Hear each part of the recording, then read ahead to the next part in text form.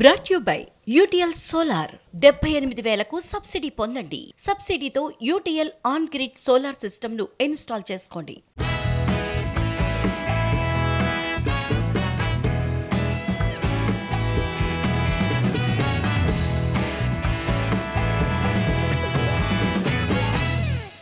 రాజమౌళి గురించి కొన్ని విషయాలు మనం సీరియస్ గా మాట్లాడుకోవాలి. 100 కోట్ల బడ్జెట్ పెట్టిస్తూ ఇంత కూడా టెన్షన్ లేకుండా ఎలా ఉంటాడు ఈయన అసలు? అప్డేట్స్ ఇవ్వమంటే ఇవ్వడు, కానీ ఆయన మాత్రం ఇలా ఎంజాయ్ చేయొచ్చా చెప్పండి? అదేంటి సడన్ గా జక్కన్నపై పడ్డారు అనుకుంటున్నారు కదా? ఇది మా బాధ కాదండోయ్, ఎవరిదో ఎక్స్క్లూజివ్ గా చూద్దాం పదండి. చూస్తున్నారుగా రాజమౌళి డాన్సులు, ఏ మాటకు ఆ మాటే హీరోల మాదిరి భలే చేస్తున్నాడు కదా. ఇప్పుడు ఈ చిందులు సోషల్ మీడియాను ఊపేస్తున్నాయి. ఓవైపు మాకు అప్డేట్ అంటుంటే మీరు మాత్రం పెళ్లిలో ఇలా డాన్స్ చేస్తారా అంటూ ఆట పట్టిస్తున్నారు మహేష్ ఫ్యాన్స్. ఇదే ట్రెండ్ అవుతుంటే టైం చూసి RRR డాక్యుమెంటరీ ట్రైలర్ విడుదల చేశారు జక్కన్న. స్టార్ హీరోలతో సినిమాలంటే దర్శకులకు ఒకటే టెన్షన్, అదే అప్డేట్స్. ఈ విషయంలో అందరూ బాధితులే, ఒక్క రాజమౌళి తప్ప. ఫ్యాన్స్ ప్రెషర్ నుంచి తప్పించుకోవడం ఎలా అనే బుక్ ఒకటి జక్కన్నతోనే రాయించాలి. ఈ సూత్రం రాజమౌళికి తెలిసినట్లు మరెవ్వరికీ తెలీదు. తాజాగా ఇదే మాయ చేస్తున్నారు జక్కన్న. కొత్త అప్డేట్ చెప్పకుండా RRRతో ట్రెండ్ అవుతున్నారు. ఏ హీరో అప్డేట్ అయినా నెల రోజుల ఆలస్యమైతేనే దర్శకులు తెగ కంగారు పడుతుంటారు. కానీ జక్కన్న ఏ అప్డేట్ ఇవ్వకుండానే ఏళ్లకేళ్లు సర్వే అవుతుంటారు. ఫ్యాన్స్ ను కూల్ చేస్తుంటారు కూడా. ఇటు SSMB 29 ప్రీ ప్రొడక్షన్తో బిజీగా ఉంటూనే మరోవైపు తన పర్సనల్ పనులు కూడా చేసుకుంటున్నారు ఈయన. SSMB 29 మొదలైతే రాజమౌళి ట్రెండ్ అవ్వడం మ్యాటరే కాదు, కానీ అవ్వకుండానే ఈయన ట్రెండ్ అవుతున్నారు. ఓసారి ఆయన డాక్యుమెంటరీ, మరోసారి RRR డాక్యుమెంటరీ, ఇంకోసారి డాన్సులు. ఇలా మ్యాటర్ ఏదైనా కానీ జక్కన్న పేరు మారుమోగాల్సిందే. ఇక SSMB 29 అప్డేట్ అంటారా? 2025 జనవరి తర్వాత తీపి కబురు చెప్పేలా కనిపిస్తున్నారు మేకర్స్. కలలో కూడా ఊహించని విధంగా దూసుకుపోతున్నాడు పుష్పరాజ్. ఈయన దూకుడు చూస్తుంటే ఒక్క రికార్డ్ కూడా మిగిలేలా కనిపించడం లేదు. అయితే అంత దూకుడు చూపిస్తున్నా ఒక్కడి మాత్రం పుష్ప 2 చెంతకు చేరుతుందా అనే అనుమానాలు ఉన్నాయి. మరి పుష్పకే అందనంటున్న ఆ రికార్డ్ ఏంటి? నవంబర్ 17, 2021 సరిగ్గా 3 ఏళ్ల కింద పుష్ప విడుదలైంది. అప్పుడు సుకుమార్ అయినా ఊహించారో లేదో ఈ సినిమా ఇంత పెద్ద సెన్సేషన్ క్రియేట్ చేస్తుందని. వాళ్ల ఊహకు కూడా అందని విధంగా సీక్వెల్ రికార్డుల షేపులు మార్చేస్తోందిప్పుడు. పుష్ప 2 విడుదలైన 11 రోజుల్లోనే 1,400 కోట్ల క్లబ్లో చేరిపోయింది. ఇప్పటివరకు ఇండియాలో 1,400 కోట్ల క్లబ్లో చేరిన సినిమా ఒకటి మాత్రమే, అదే బాహుబలి 2. 2017లో విడుదలైన ఈ చిత్రం 1,800 కోట్లకు పైగా వసూలు చేసింది. దీని తర్వాత మరే సినిమా ఆ క్లబ్లో చేరలేదు. RRR, KGF 2 లాంటి సినిమాలు 1,200 కోట్లు పైగా వసూలు చేశాయి. అలాగే కల్కి, జవాన్ 1,100 కోట్ల మార్క్ అందుకున్నాయి. పుష్ప 2 మాత్రం 1,400 కోట్లు వసూలు చేసి ఇంకా దూసుకుపోతోంది. హిందీలో ఇప్పటికే 580 కోట్లు వసూలు చేసిన ఈ చిత్రం ఈజీగా 750 కోట్లు కొల్లగొట్టి ఆల్ టైమ్ టాప్లో నిలిచేలా కనిపిస్తోంది. అయితే బాహుబలి 2 పేరు మీదున్న 1,810 కోట్ల రికార్డును పుష్ప 2 అందుకుంటుందా లేదా ఆసక్తికరంగా మారిందిప్పుడు. అది జరగాలంటే మరో 400 కోట్లు వసూలు చేయాలి పుష్ప 2. సంక్రాంతి రేస్ నుంచి విశ్వంభర తప్పుకుని చాలా రోజులైపోయింది. దానికి తగ్గట్లుగానే షూటింగ్ కూడా ప్లాన్ చేస్తున్నారు దర్శకుడు వశిష్ఠ. అన్నీ బాగానే ఉన్నా ఒక్క విషయంలో మాత్రం అభిమానులకు క్లారిటీ ఇవ్వడమే మర్చిపోయారు మేకర్స్. అదే రిలీజ్ డేట్. అసలు ఇంతకీ విశ్వంభర సినిమా రిలీజ్ డేట్ ఎప్పుడు?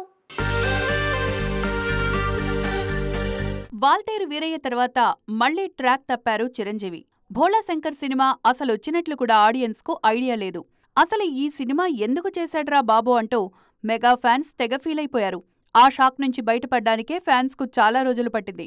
ప్రస్తుతం చిరుతో పాటు అభిమానుల ఆశలు విశ్వంభరపైనే ఉన్నాయి. బింబిసార్తో చేసిన మ్యాజిక్కే చిరంజీవితోనూ చేయాలని చూస్తున్నారు వశిష్ఠ. పూర్తిగా విజువల్ వండర్ను ఆడియన్స్ కు చూపించాలని కష్టపడుతున్నారు.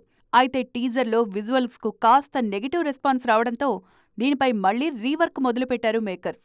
ఈ క్రమంలోనే సంక్రాంతి నుంచి సినిమాను వాయిదా వేశారు కూడా. విశ్వంభర కొత్త రిలీజ్ డేట్ పై ఇంకా క్లారిటీ రాలేదు. మే 9న విశ్వంభర వస్తుందని ప్రచారం జరుగుతున్నా దానికి ముందే ఏదైనా రిలీజ్ డేట్ ఖాళీ అయితే అది తీసుకోవాలని చూస్తున్నారు చిరు. ఏప్రిల్ 10న రాజాసాబ్, 18న తేజ సజ్జా మిరాయిల్లో ఒకటి ఖచ్చితంగా వాయిదా పన్నుందని, ఆ డేట్కే విశ్వంభర రానుందని తెలుస్తోంది. మరి చూడాలిక ఏం జరగబోతోందో. ఈ రోజుల్లో సినిమాలు చేయడం చాలా ఈజీ ఏమో, కానీ దాన్ని ప్రమోట్ చేసుకోవడమే పెద్ద తలనొప్పిగా మారుతోంది. అందులో ఆరితేరిన వాళ్లే కలెక్షన్ల వేటలో ముందుంటున్నారు. ఈ విషయంలో అందరికంటే రెండాకులు ఎక్కువే చదివారు అనిల్ రావిపూడి. ఖర్చు లేకుండా నిర్మాతకు ప్రమోషన్ చేసి పెడుతున్నారైన. అదెలాగో తెలుసా? రీల్స్ లో కొన్ని రోజులుగా ఈ పాట తప్ప మరోటి వినిపించట్లేదు. లాంగ్ గ్యాప్ తర్వాత రమణ గోగుల గొంతు విప్పినా ఎక్కడ విన్నా తన పాటే వినిపించేలా పాడారాయన. ఈ ఒక్క పాటతో ఫ్యామిలీ ఆడియన్స్ లో ఈ సినిమాపై అంచనాలు భారీగా పెరిగిపోయాయి. ఇది చాలదన్నట్లు అనిల్ రావిపూడి తన చిలిపి ప్రమోషన్స్ చేస్తూనే ఉన్నారు. చూస్తున్నారుగా, ఇవన్నీ అనిల్ రావిపూడి మార్క్ ప్రమోషన్స్ అన్నమాట. సంక్రాంతికి వెంకీకి పోటీగా బాలయ్య, రామ్ చరణ్ సినిమాలు వస్తున్నాయి. ఇదే ప్రమోషన్ గా వాడుకున్నారు ఈయన. వచ్చింది చరణ్ ఫ్యాన్సా, బాలయ్య ఫ్యాన్సా అంటూ తనపై తనే సెటైర్లు వేసుకున్నారు. నిర్మాతలు రూపాయి ఖర్చు కాకుండా సెట్ నుంచే ప్రమోషన్ కానిచ్చేస్తున్నారు. సంక్రాంతికి వస్తున్నాం అనే టైటిల్తోనే ఆలోచనలో పడేసిన అనిల్ ఇప్పుడు అదే టైటిల్తో కావలసినంత ప్రమోషన్ చేసుకుంటున్నారు. నిజానికి పండగ సినిమాలు 3 పోటీ పడి మరీ ప్రమోట్ చేసుకుంటున్నారు. బడ్జెట్ పరంగా అయినా బిజినెస్ పరంగా అయినా సేఫ్ జోన్లో ఉన్నది అనిల్ రావిపూడి సినిమానే. మొత్తానికి ఈయన దూకుడు మామూలుగా లేదిప్పుడు. హీరోయిన్స్ రెమ్యూనరేషన్ ఒకేసారి ఢమాల్న పడిపోవడం వెనక అసలు కారణమేంటి? కోట్లలో ఉన్న పారితోషికాలు కాస్త లక్షల్లోకి ఎందుకొచ్చాయి? గొంతెమ్మ కోరికలు కూడుతూ కోట్లిస్తే కానీ సైన్ చేయని ముద్దుగుమ్మలకు ఈ రేంజ్ షాక్ ఎందుకు తగిలినట్లు? పడిపోయిన non theatrical rights heroines remunerations పై ప్రభావం చూపిస్తున్నాయా? ఆ హీరోయిన్ 4 కోట్లు తీసుకుందట. ఈ హీరోయిన్ 3 కోట్లు తీసుకుందంటూ ఇండస్ట్రీలో నిన్న మొన్నటి వరకు వార్తలొచ్చేవి. కానీ ఇప్పుడు సీనంతా మారిపోయింది. సాయి పల్లవి లాంటి ఒకరిద్దరు హీరోయిన్స్ మినహాయిస్తే ఎవరికీ ₹1,00,00,000 పారితోషికం అందట్లేదు. సడన్ గా పడిపోయిన ఓటీటీ రైట్స్ ప్రభావం హీరోయిన్ల పారితోషికాలపై దారుణంగా చూపిస్తోంది. నాన్ థియేట్రికల్ బూమ్లో ఉన్నప్పుడు హీరోయిన్స్ అడిగినంత ఇచ్చారు నిర్మాతలు. కానీ ఓటీటీ స్ట్రీమింగ్ కి ముందున్నంత డిమాండ్ లేదిప్పుడు. పైగా ఆడియన్స్ చూపు ఎక్కువగా ఫ్రీ కంటెంట్ వైపు వెళ్తోంది. దాంతో non theatrical saleable heroines market పడిపోయింది. అందుకే తమన్నా, కీర్తి సురేష్, కాజల్, రాశీ ఖన్నా లాంటి బ్యూటీస్ ఓటీటీలోనూ పెద్దగా కనిపించట్లేదిప్పుడు. కరోనా టైంలో స్టార్ హీరోయిన్స్ అంతా ఓటీటీ వైపు వెళ్లారు. కానీ డిజిటల్ మార్కెట్ దారుణంగా పడిపోయిందిప్పుడు. ముందులా రైట్స్ సేల్ అవ్వట్లేదు. పైగా శ్రీలీల లాంటి వాళ్లేమో ఒక్క సీజన్కే పరిమితమవుతున్నారు. ఏ హీరోయిన్ కు స్టాండర్డ్ మార్కెట్ లేదు.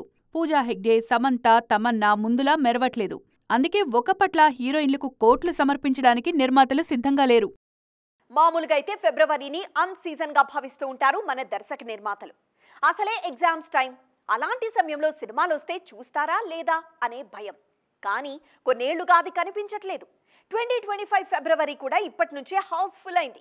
క్రేజీ సినిమాలు బాగానే క్యూ కడుతున్నాయి ఆ నెలలో. మరి అవేంటో చూద్దామా? 2025 ఫిబ్రవరిలో డేట్స్ అన్నీ ఇప్పటి నుంచే లాక్ అవుతున్నాయి. సంక్రాంతి తర్వాత బెస్ట్ సీజన్ అంటే సమ్మరే. కానీ ఆలోపే క్రేజీ సినిమాలు కొన్ని ముందే వచ్చేస్తున్నాయి. అందులో తండేలొకటి. ఫిబ్రవరి 7న ఈ సినిమా విడుదల చేయనున్నారు మేకర్స్. చందు మొండేటి తెరకెక్కిస్తున్న ఈ చిత్రంలో చైతు, సాయి పల్లవి జంటగా నటిస్తున్నారు. ఫిబ్రవరి 14న లైలా సినిమా రాబోతోంది. ఇప్పటి వరకు మాస్ సినిమాలతోనే నిరూపించుకున్న విశ్వక్సేన్ మొదటిసారి లైలా కోసం అమ్మాయిగా నటిస్తున్నారు. రామ్ నారాయణ్ ఈ సినిమాను తెరకెక్కిస్తున్నారు.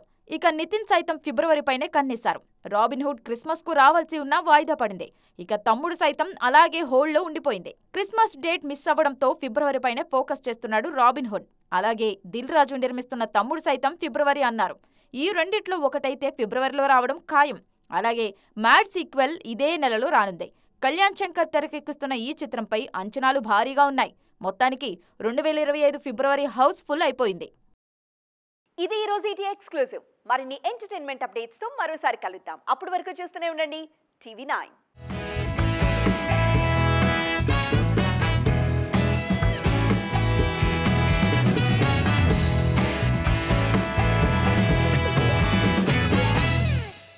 Brought you by UTL solar. 78,000కు సబ్సిడీ పొందండి. సబ్సిడీతో యూటీఎల్ ఆన్ గ్రిడ్ సోలార్ సిస్టమ్ను ఇన్స్టాల్ చేసుకోండి.